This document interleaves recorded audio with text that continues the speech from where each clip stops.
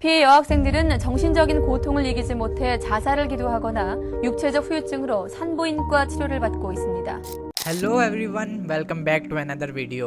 मुझे पता है तुम लोग मेरी वीडियो का बहुत ज़्यादा इंतज़ार कर रहे थे, क्योंकि जो पिछली वीडियोस पे तुम लोगों ने रिस्पांस दिया है उसे देखकर मुझे बहुत ज़्यादा खुशी हुई। लेकिन तुम लोग ये पीछे देख सकते हो कि सेटअप चेंज हो गया है, जिसकी वजह से मुझे इसे चेंज करने में थोड़ा सा टाइम लग गया। लेकिन थैंक यू सो मच, तुमने मेरा वेट किया और अब कंसिस्टेंसी के साथ केस दोबारा आएंगे। तो चलो आज का केस शुरू करते हैं। आज के केस में हम जिस टिपिकल लड़की की बात करेंगे, she actually belongs from Korea. तुम्हारी और मेरी एक्सपेक्टेशंस के मुताबिक कोरिया बहुत ज्यादा सेफ कंट्री है। के पॉप के बूम के बाद कोरिया में टूरिज्म इतनी तेजी से बढ़ा है, लेकिन जो टूरिस्ट कोरिया में आ रहे हैं उन्हें इस चीज का नहीं पता कि कोरिया में जो सिक्योरिटी है स्पेशली गर्ल्स के लिए वो कितनी ज्यादा वीक है। आज से तकरीबन 20 साल पहले एक लड़की का रेप 44 टीनेज बॉयज ने किया। इवन दो उस लड़की के पास उसके मासूम होने के प्रूफ थे कि इन सब टीनेजर्स ने गैंग बनाकर उसका रेप किया है। ये सब देखने के बाद भी पुलिस ने किसी तरह का एक्शन नहीं लिया।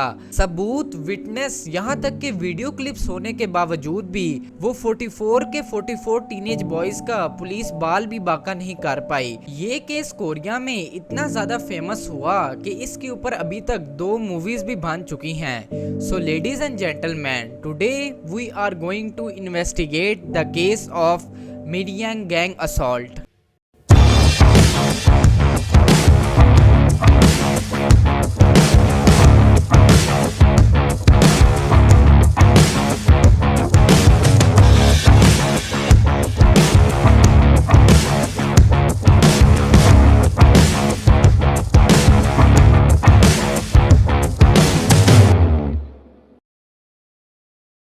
स्टोरी का स्टार्ट होता है जून 2003 से, जब कोरिया के शहर उल्सन की रहने वाली एक 14 साल की लड़की जिसका नाम हान गोंगजू था, उसे इंटरनेट सर्फ करते वक्त इंस्टाग्राम पर एक लड़का मिला जिसका नाम पार्क था। पार्क के मुताबिक वो हाई स्कूल में पढ़ता था। तकरीबन 1 साल गोंगजू और पार्क के दरमियान बातें होती रहीं। वो दोनों एक दूसरे को बहुत पसंद करते थे, इसलिए पार्क ने एक दफा गोंगजू को कहा कि वो उससे आकर फिजिकल मिले। सो इन जनवरी 2004 पार्क ने होंगजू से कहा कि वो उससे आकर मियंग में मिले। होंगजू क्योंकि 1 साल से पार्क से बात कर रही थी, इसलिए उसको उस पर बहुत ज्यादा ट्रस्ट था, जिस वजह से वो पार्क के कहने पर मियंग आ गई। मगर वो इस बात से ज्यादा इस चीज पर एक्साइटेड थी कि वो पार्क को देखना चाहती थी। सो वो उस स्पॉट पर पहुंच गई जहां पर पार्क ने गोंगजू को बुलाया था।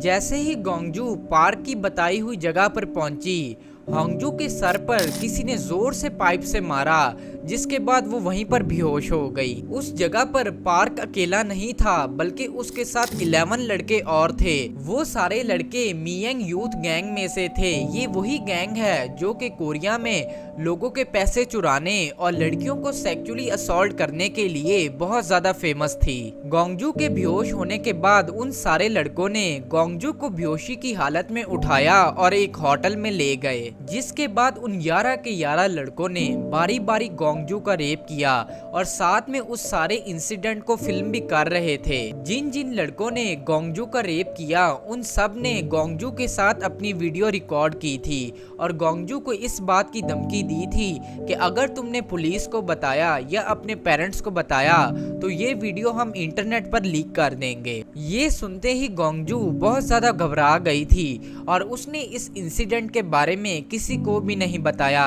इवन दो वो अपने पेरेंट्स को बता सकती थी, लेकिन उसने अपने पेरेंट्स को भी नहीं बताया, जिस वजह से अगले पूरे 1 साल के लिए गोंगजू का रेप वो गैंग बार बार करती रही और ये मामला पूरे 1 साल चलते रहा, लेकिन उसको कोई बचाने वाला नहीं था। जहां पर उस गैंग के किसी भी मेंबर को गोंगजू मिलती थी, वो वहां पर उसका रेप करना शुरू कर देते थे, चाहे वो टेनिस कोर्ट हो चाहे स्कूल का बाथरूम। जहां पर गैंग का मेंबर उससे मिलता था वहां पर वो उसका रेप कर देते थे। कुछ आर्टिकल्स के मुताबिक गोंगजू के कुछ दिन ऐसे भी गए when she was raped by 30 boys but 1 by 1 in a single day. Even कुछ साल के दिन ऐसे भी गए जब एक ही दिन में गोंगजू का रेप 30 टीनेज बॉयज करते थे और उनको रोकने वाला कोई भी नहीं था। ये सब सिर्फ इसलिए हो रहा था क्योंकि गोंगजू उनसे ब्लैकमेल हो रही थी। जब उन सब का दिल गोंगजू से भर गया तो उन्होंने गोंगजू को धमकी दी कि अगर तुम अपनी कजन और अपनी छोटी बहन को हमारे पास लेकर ना आई तो हम तुम्हारी वीडियोस इंटरनेट पर लीक कर देंगे, जिसकी वजह से गोंगजू मजबूर होकर अपनी छोटी बहन और अपनी कजन को इस गैंग के पास लेकर आई, जिसके बाद गैंग ने इन तीनों का रेप करना शुरू कर दिया। और इस गैंग रेप में सिर्फ ये तीनों ही शामिल नहीं थी, बल्कि आर्टिकल्स के मुताबिक 5 और ऐसी लड़कियां भी थी जो कि इस ट्रैप में फंसी हुई थी। आखिर होंगजू को कोई बचा क्यों नहीं सका? उसके पेरेंट्स भी थे, क्या उसके पेरेंट्स को अपनी बेटी का वो हाल दिखाई नहीं दिया? बट वेरी सैड टू से गोंगजू के फादर बहुत ज्यादा शराब पीते थे, इसलिए शराब के नशे में धुत होकर जब वो घर वापसी आते थे तो अपनी वाइफ को मारना शुरू कर देते थे, जिस वजह से गोंगजू की मम्मी उसके फादर को छोड़कर चली गई थी। जब गोंगजू की मम्मी गई तो उसके फादर ने गोंगजू को मारना पीटना शुरू कर दिया। जब भी गोंगजू स्कूल से आती थी तो उसके पापा नशे में धुत पड़े होते थे और अपनी बेटी को मारना शुरू कर देते थे। ये वही हरकतें कर रहे थे जो कि वो गैंग मेंबर्स करते थे।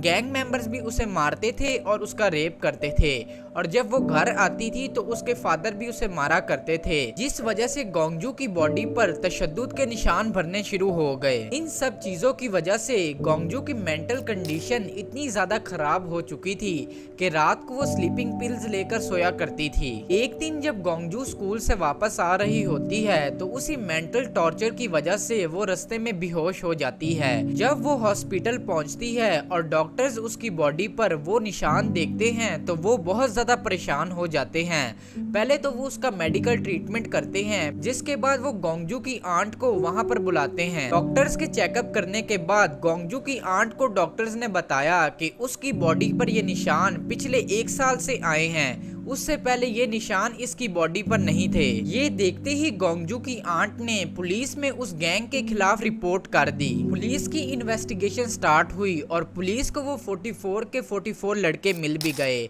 इस पॉइंट पर स्टोरी का एंड हो जाना चाहिए था, क्योंकि उन 44 लड़कों को सजा मिल जाती या तो उन्हें जेल हो जानी चाहिए थी, लेकिन ऐसा कुछ भी नहीं हुआ। पुलिस को गोंगजू का साथ देना चाहिए था, लेकिन वो 44 बॉयज काफी रिच फैमिली से बिलोंग करते थे, जिस वजह से उस रिच फैमिलीज ने पुलिस को बहुत ज्यादा पैसे दिए कि वो उनके बच्चों को बचा लें। इस पॉइंट से कहानी ने एक नया मोड़ ले लिया। पुलिस ने गोंगजू को कहना शुरू कर दिया कि तुम्हारी वजह से हमारी सिटी की रेपुटेशन बहुत ज्यादा खराब हो गई है। इवन पुलिस ने उसे इस कदर टॉर्चर किया कि गोंगजू ने डिमांड किया कि मेरी इन्वेस्टिगेशन एक फीमेल पुलिस ऑफिसर करे, लेकिन पुलिस ने इसे मानने से भी इनकार कर दिया। यहाँ तक कि जिस रूम में गोंगजू थी उसी रूम में उन 44 टीनेज बॉयज को भी लाया गया।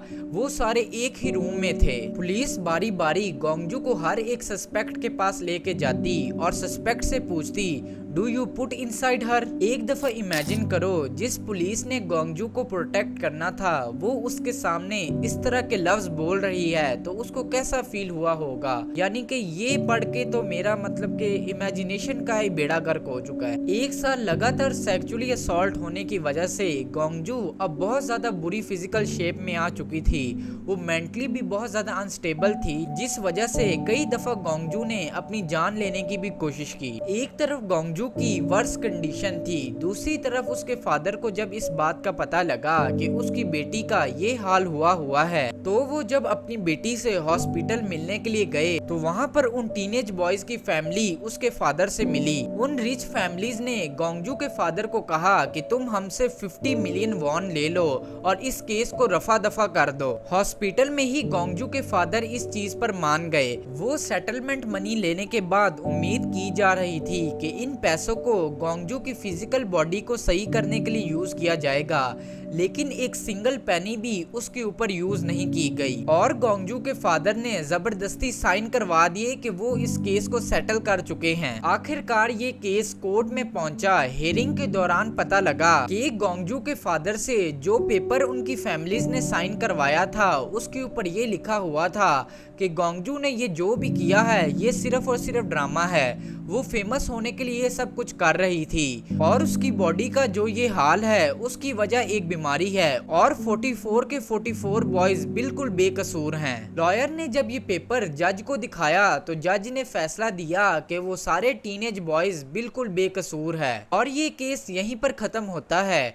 जब कोर्ट ने ये फैसला दिया और गोंगजू कोर्ट से बाहर निकली तो पूरे कोरिया को गोंगजू पर बहुत ज्यादा गुस्सा था। वो उसके ऊपर कचरा फेंक रहे थे और उसको मारने की भी कोशिश कर रहे थे, क्योंकि उनका ये मानना था कि गोंगजू ने कोरिया की रेपुटेशन पूरी दुनिया के सामने खराब की है। इस तरह उस बेकसूर लड़की को इंसाफ नहीं मिल सका और वो 44 दरिंदे आज भी बाहर बिल्कुल आजाद फिर रहे हैं। तो आज का केस यहीं पर खत्म होता है। Thank you so much for watching this case and keep your family close to you. I will meet you very soon in the next episode. तब तक के लिए बाय बाय।